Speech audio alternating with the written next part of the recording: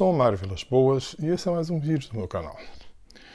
Esse é o terceiro vídeo da série História Alternativa do Brasil.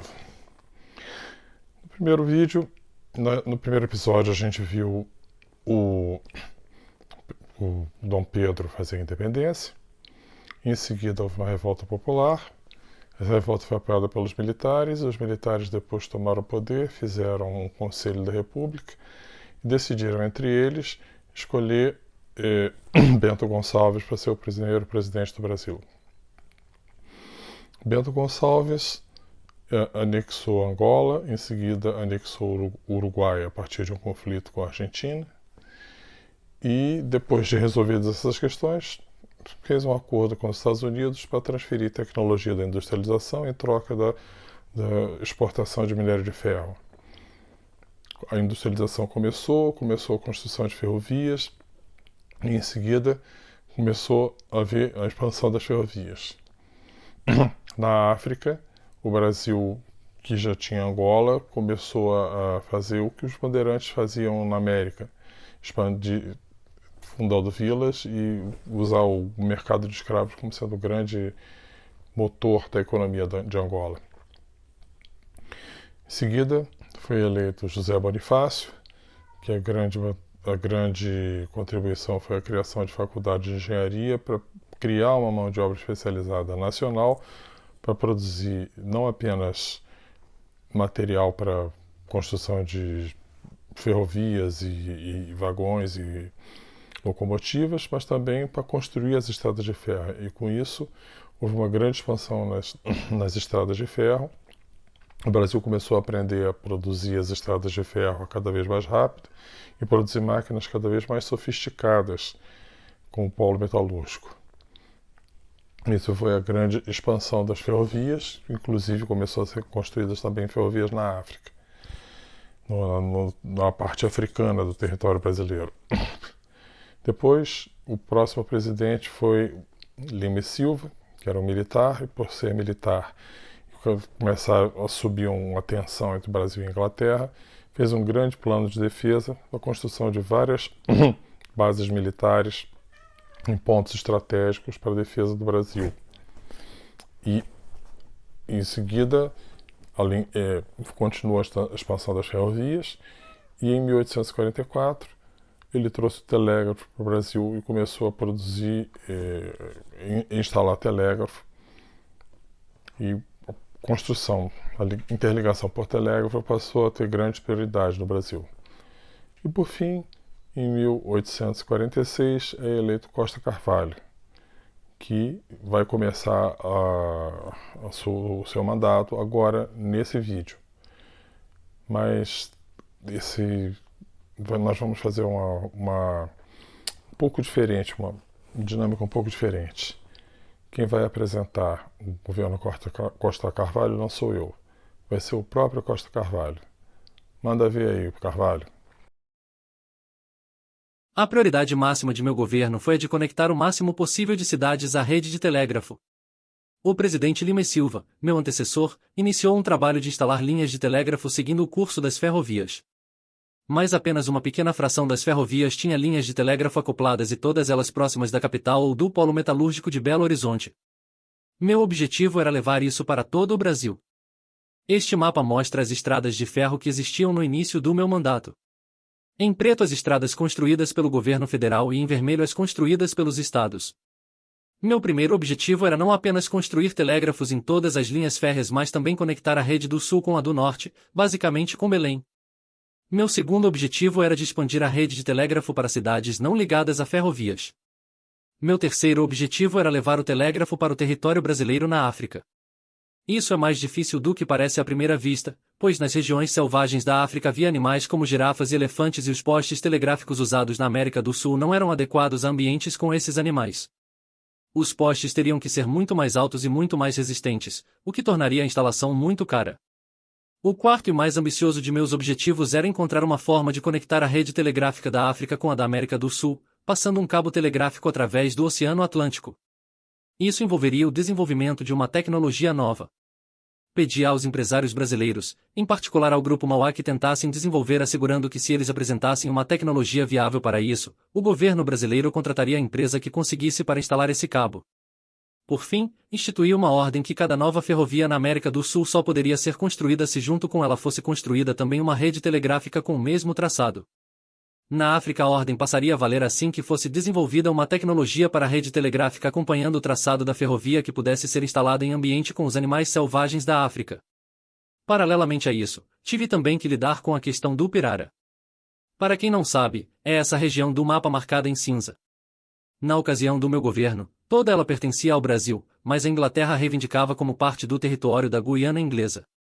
Na linha real de tempo, a Inglaterra conseguiu anexar um pedaço dela à Guiana, devido ao fato de ter instalado lá muitos colonos ingleses. Como o Brasil fez em relação ao Acre. Nessa realidade paralela, contudo, foi diferente. Eu contra-ataquei oferecendo terras gratuitamente e isenções fiscais por 10 anos para brasileiros que se instalassem naquela região, o que provocou um fluxo migratório para lá. Mas havia um problema. Na bacia do Amazonas os rios são as estradas. Mas em Roraima, a coisa não funciona desta maneira. A navegação só é possível até a cidade de Caracaraí. De lá para adiante, não é possível navegar pelos rios. Do outro lado da fronteira existe o rio Essequibo, que permite a navegação em quase toda a sua extensão. Essa desvantagem será compensada no meu governo com a construção de uma ferrovia partindo de Caracaraí e indo em direção à divisa com a Guiana para facilitar a ocupação e o escoamento da produção. O primeiro trecho, a ser inaugurado já em 1847, liga Caracaraí a Boa Vista, a maior cidade da região.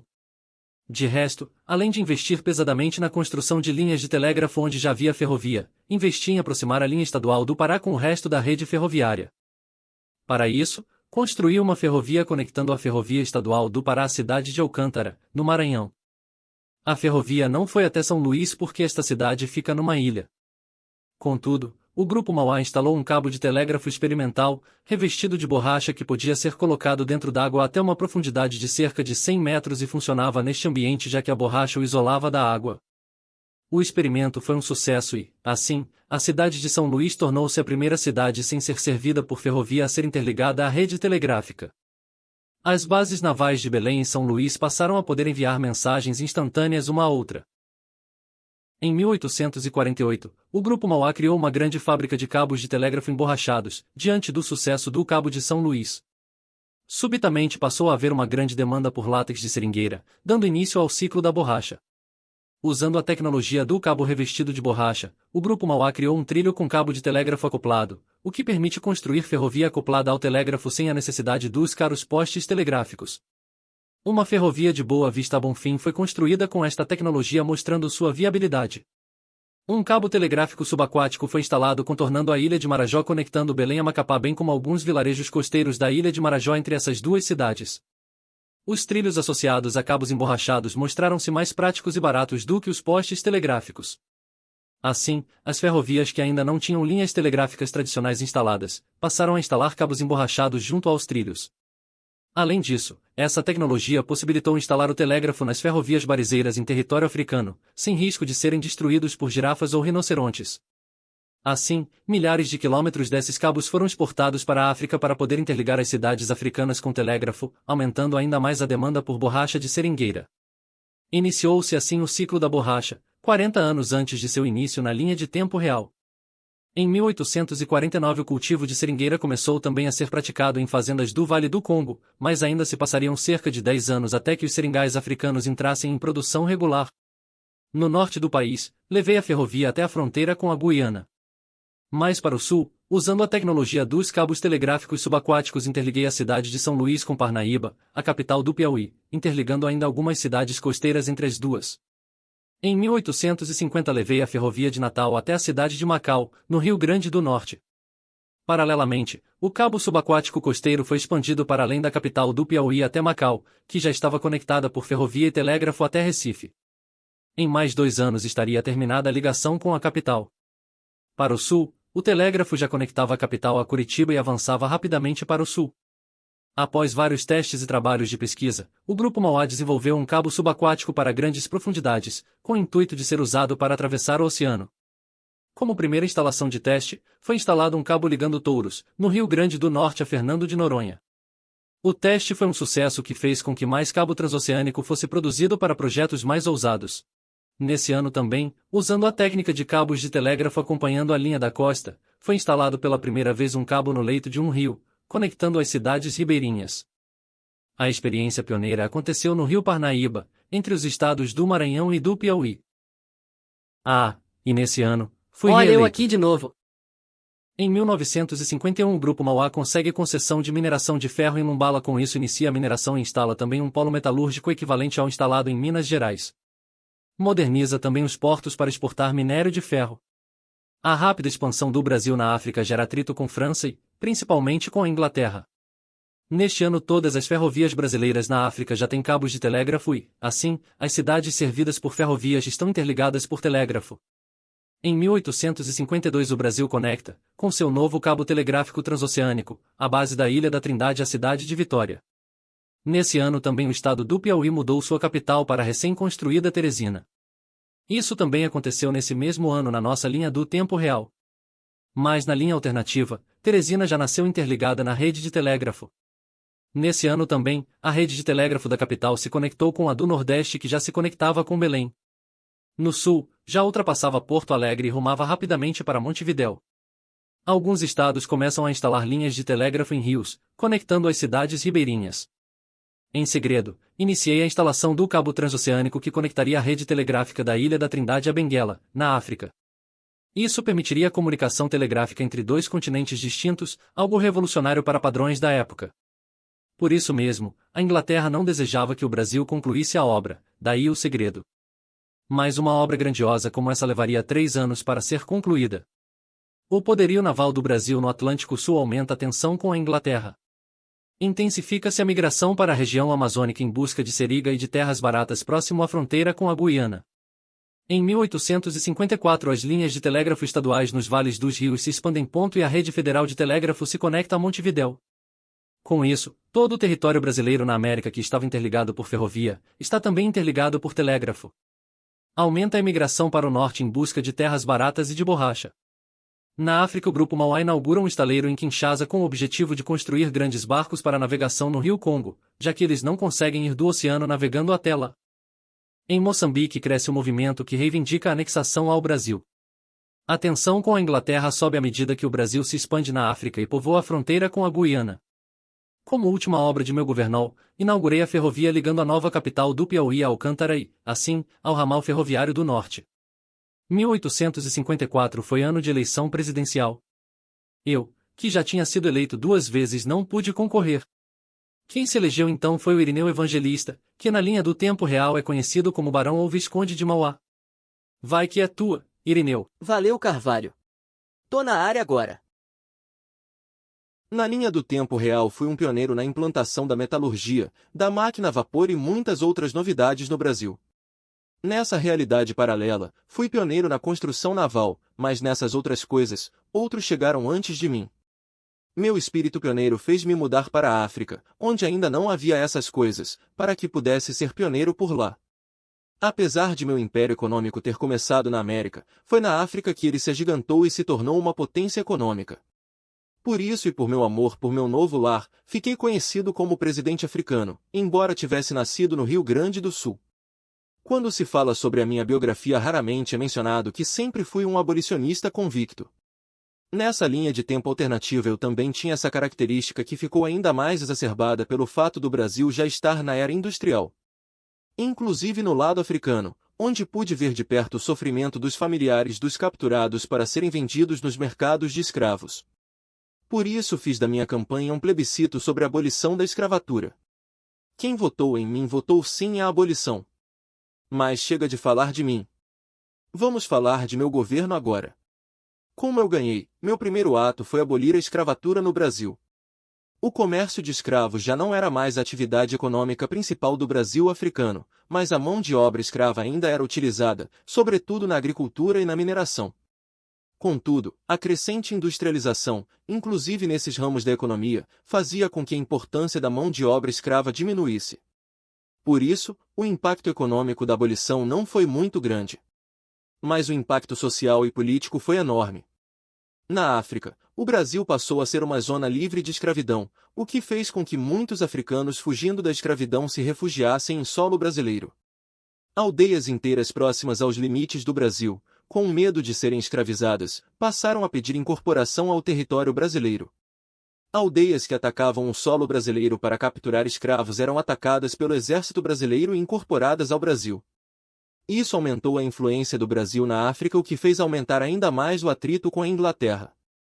Mas a maior de todas as repercussões políticas foi sobre o movimento de incorporação de Moçambique ao Brasil. Portugal praticava a escravidão em Moçambique. A possibilidade de tornar Moçambique uma zona livre da escravidão fez com que o movimento pró-anexação ao Brasil crescesse enormemente em Moçambique. Muitos moçambicanos fugiram para o Brasil, que já fazia fronteira com Moçambique, e, a partir dali, contrabandeavam armas para os revoltosos pró-Brasil. Isso era discretamente apoiado por brasileiros, inclusive membros do governo. Esse apoio gerou grande tensão entre Brasil e Portugal.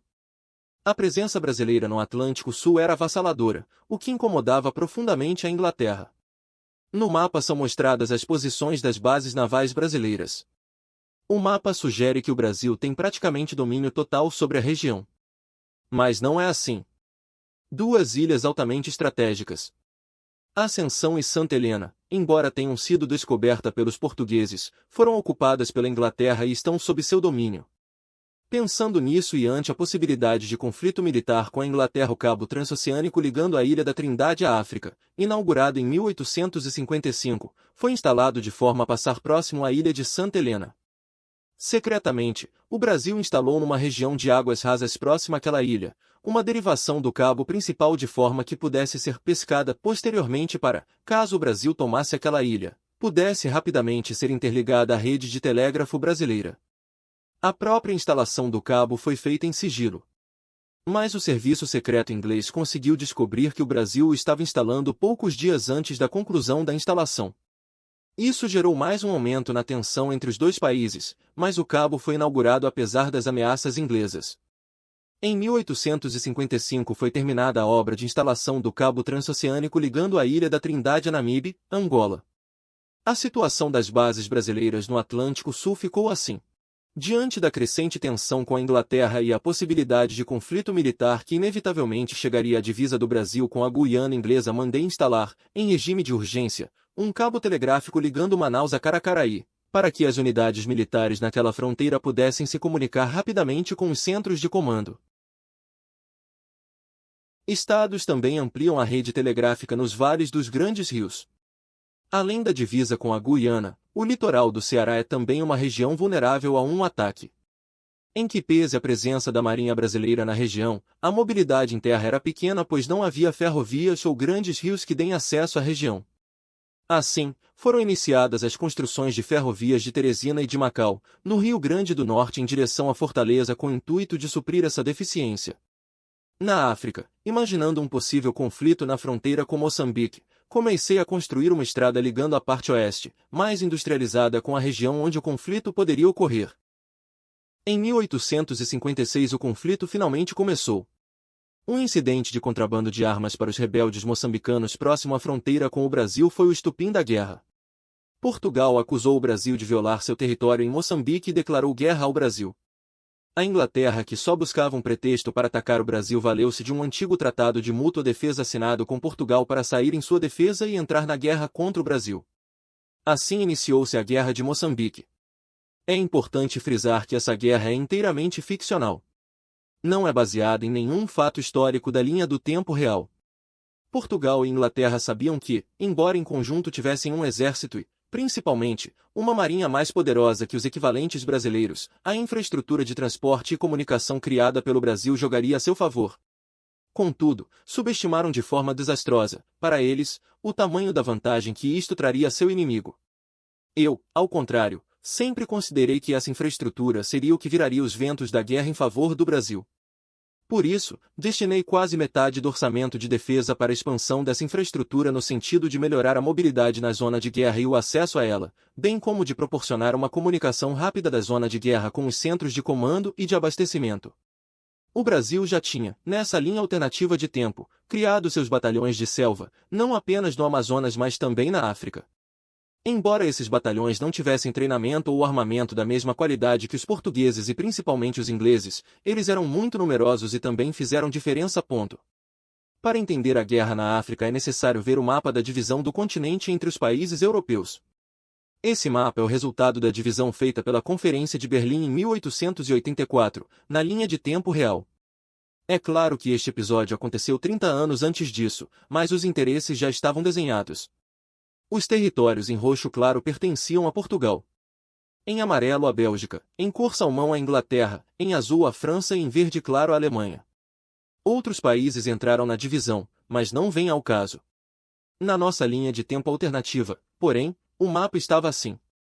O Brasil ocupava os territórios de Angola, reivindicado por Portugal, Congo belga, pela Bélgica, Zâmbia, Zimbábue e Malawi, reivindicados pela Inglaterra e já iniciava sua expansão para o território de Uganda, também reivindicado pela Inglaterra. Por isso o atrito tão grande com os ingleses. A França também estava incomodada, mas o Brasil não ocupou nenhum território reivindicado por ela, então não houve atrito com os franceses.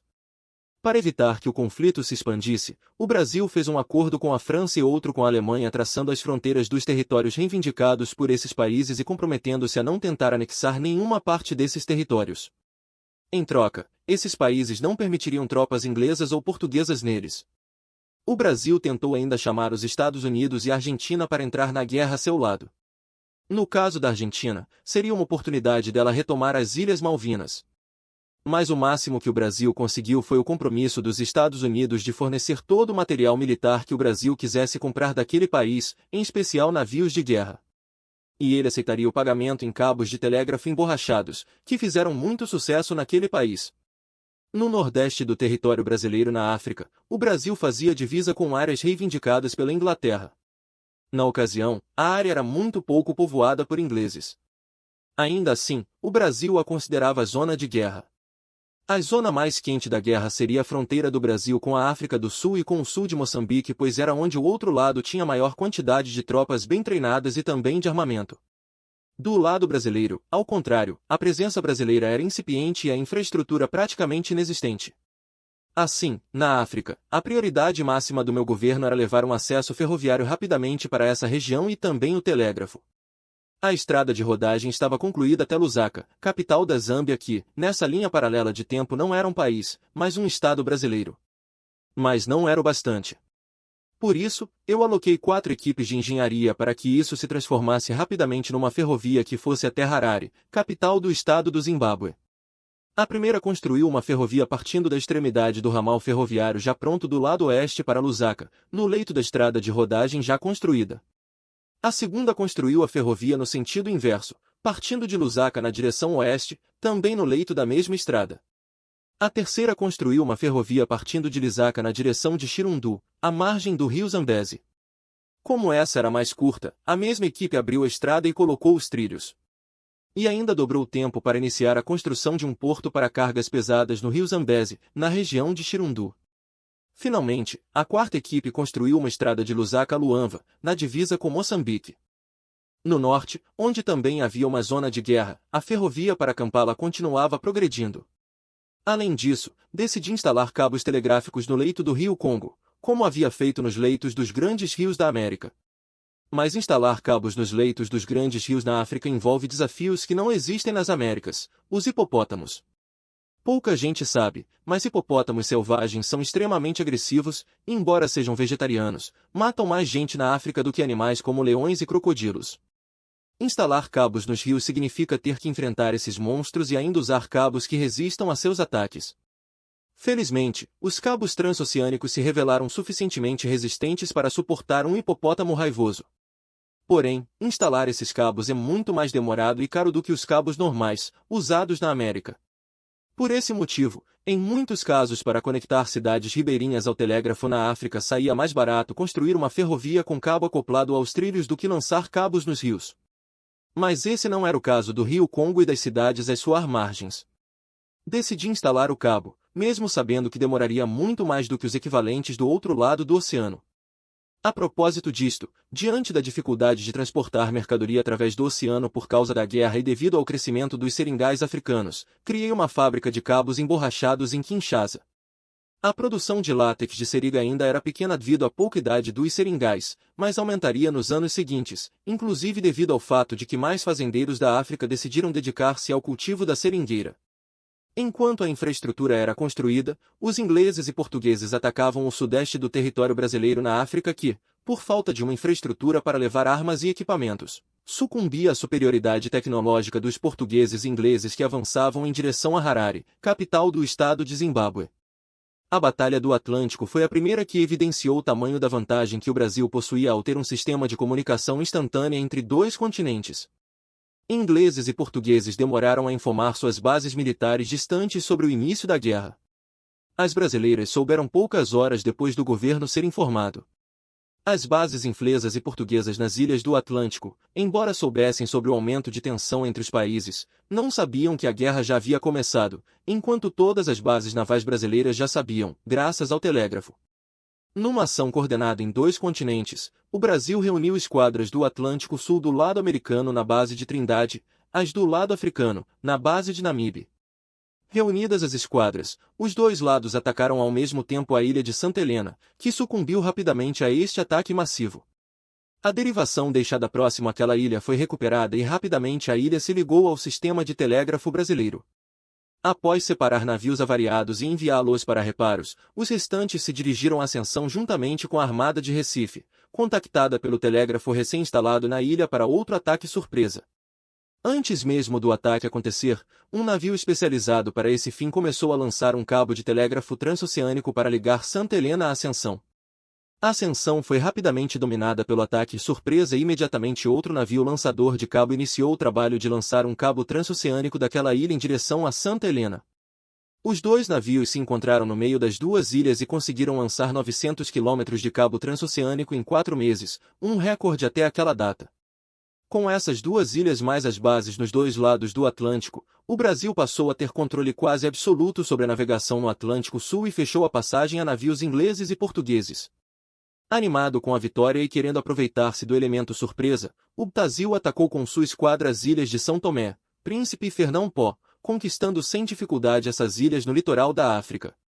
Boa parte da população dessas ilhas era de descendentes de portugueses que viam com bons olhos a anexação à República Brasileira. Conectar essas ilhas à rede de telégrafo foi mais difícil. O Brasil já havia usado quase todo o seu estoque de cabos transoceânicos. O Brasil fez então um acordo com a França para que ela permitisse a instalação de cabos de água rasa ao longo das costas do Gabão e do Congo francês, em troca da França poder usar esses cabos para se comunicar com as cidades costeiras desses territórios. Em troca, junto com eles o Brasil instalaria um cabo no mesmo trajeto conectando Cabinda à ilha de São Tomé. Com isso, somente 100 quilômetros de cabo transoceânico seriam necessários, podendo o resto funcionar com o cabo mais barato, para a água rasa. Mas o Brasil já estava sem reserva de cabos. Por isso, 3 anos se passariam até que a ligação dessas ilhas à rede principal de telégrafo finalmente acontecesse. Como elas não ficavam numa posição particularmente estratégica, isso não as colocou em perigo imediato. Com o controle de todas as ilhas do Atlântico Sul e sua interligação ao telégrafo, o Brasil passou a ter o poder de impedir que navios mercantes ingleses ou portugueses navegassem por lá. Isso provocou um baque econômico terrível nos dois países, que dependiam muito do comércio marítimo com suas colônias no Índico e no Pacífico. Na época não existia o Canal de Suez nem o Canal do Panamá. Ninguém ainda havia conseguido contornar a América ou a Ásia pelo Oceano Ártico. Assim, Portugal e Inglaterra ficaram ilhados no Atlântico Norte. Mas isso teve consequências também para o Brasil. Ingleses e portugueses fecharam o Atlântico Norte para o Brasil que, assim, perdeu acesso à Europa. Quanto aos Estados Unidos, aliado do Brasil, ele garantiu a segurança da navegação brasileira no Atlântico Norte próximo à sua costa. Mas o comércio do Brasil com a Europa passou a ser feito pela Guiana Francesa, Guiana Holandesa e pelo Congo Francês. Mas enquanto o Brasil se expandia para as ilhas ocupadas por ingleses e portugueses, estes, sem saber ainda do ataque àquelas ilhas, reuniram uma grande frota naval e atacaram Fernando de Noronha. Com boa parte de sua armada envolvida em ataques em ilhas distantes, Fernando de Noronha caiu e virou território inglês. Usando a ilha como base de apoio, a Inglaterra invadiu o litoral do Ceará. Com essa invasão, a ferrovia que ligaria Natal à Fortaleza não pôde ser concluída, pois o território por onde passaria passou a ser controlado pelo inimigo. Isso também pôs em risco toda a comunicação e o transporte entre a parte norte e a parte sul do Brasil americano, pois tanto o mar como a parte terrestre estava sob controle inglês. Para resolver esse problema, mandei construir em regime de urgência uma ferrovia ligando Remanso, na Bahia Floriano, no Piauí. A comunicação telegráfica e movimentação de cargas entre o sul e o norte passou a ser feita por esta ferrovia e pelos rios Parnaíba e São Francisco que, com essa ferrovia, passaram a estar ligados. A ferrovia de Teresina a Fortaleza foi terminada e, com isso, reforços e suprimentos puderam ser levados para lá para evitar um iminente cerco àquela cidade. Na Guiana, a unidade brasileira soube imediatamente da guerra enquanto a unidade inglesa levou alguns dias. Usando batalhões de selva, o Brasil atacou em várias frentes ao mesmo tempo pegando os ingleses de surpresa e avançou com pouca resistência até Curucucari. O rio Essequibo tornou-se uma barreira natural difícil de ser transposta por ambos os lados. O Brasil controlava a margem esquerda até o rio Cuyuni, que se transformou também numa barreira natural. Tão logo as forças brasileiras assumiram o controle sobre Curucucari, ordenei que a ferrovia de Roraima fosse expandida até lá. Sem muito alarde mandei construir também um porto para cargas pesadas nas margens do rio Essequibo com acesso à ferrovia. Em 1857, na África já era possível ir até Xirundu de trem, mas a travessia do rio Zambeze precisava ser feita de barco. Com a modernização do porto de Xirundu foi possível levar barcos maiores para fazer travessia de soldados e equipamento. Com isso a resistência ao ataque ao estado de Zimbábue melhorou. Mas o porto da outra margem do rio ainda era precário, o que dificultava a movimentação de grandes cargas do outro lado.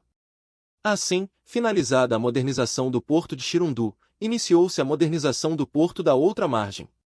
Paralelamente, outra equipe de engenharia iniciou a construção da ponte ferroviária sobre o rio Zambeze em Xirundu. Um projeto ousado e difícil. Mesmo com alta prioridade devido à guerra, levaria 2 anos para ficar pronta. A terceira equipe de engenharia construiu um porto moderno em Luanva e a quarta colocou trilhos sobre a estrada de Larore a Luanva ligando essa última rede ferroviária e ao telégrafo. Apesar da chegada de reforços em Harare, a logística deficiente ainda não foi suficiente para parar o avanço luso-inglês. No norte continua a construção da ferrovia para Kampala. Na América, o fronte ficou mais ou menos estável. Mas mandei construir uma ferrovia ligando Floriano a Teresina, para melhorar a mobilidade de cargas e informações entre o norte e o sul. Em 1858, o porto para cargas pesadas na margem direita do rio Zambeze ficou pronto. Com isso, tornou-se possível levar equipamento pesado e grandes cargas para o outro lado do rio. Mas as estradas para a frente de batalha eram muito precárias. Ainda assim, isso bastou para que as forças brasileiras conseguissem conter o avanço luso-inglês. Com isso o avanço inimigo foi estancado. Uma equipe de engenharia foi, então, alocada para construir uma estrada para Harare, para facilitar a movimentação de cargas para a cidade. Com a estrada de ferro e o porto em Luanva, a ofensiva brasileira iniciou-se em Moçambique. Barcos de transporte e de ataque foram desembarcados no recém-construído porto de Luanva e usados no desembarque no lado moçambicano do rio Luanva. Com a cabeça de ponte em Moçambique, foi iniciada, pela terceira unidade de engenharia, a construção de uma ponte sobre o rio Luanva para facilitar a invasão de Moçambique. A quarta unidade de engenharia iniciou a construção de uma outra ponte sobre o mesmo rio mais acima para levar a ferrovia até Lilongwe, capital do estado de Malawi, e mais além, até o lago Malawi. No norte, a ferrovia chegou até Kampala. Assim, nesse ano eu fui reeleito presidente do Brasil. Mas como essa conversa ficou muito longa, meu segundo mandato vai ficar para o 4º vídeo desta série.